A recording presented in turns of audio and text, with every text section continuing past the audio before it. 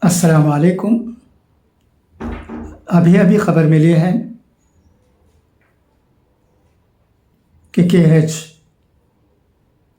Group کے chairman M محمد ہاشم صاحب کو طبیعت ناساز رہنے کی وجہ سے میل وشارم کے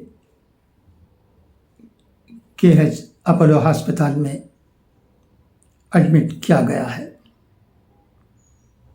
دعا کی درخواست کی گئی ہے۔ دعا ہے کہ اللہ تبارک و تعالی ہاشم صاحب کو جلد مکمل صحت عطا کرے۔ آپ تمام سے بھی دعا کی گزارش ہے۔